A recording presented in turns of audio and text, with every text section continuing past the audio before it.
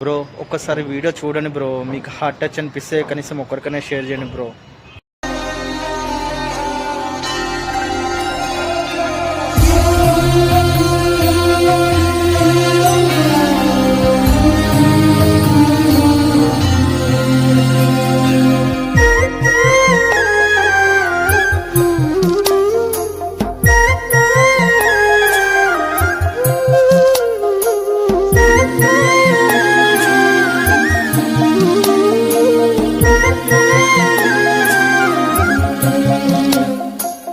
ఏ నోము నోచిందో ఏ పూజ చేసిందో పరమేశ నీ వరము పొంది కురిసింది ఈ కన్న తల్లి తన శ్వాసతో బంధమల్లి.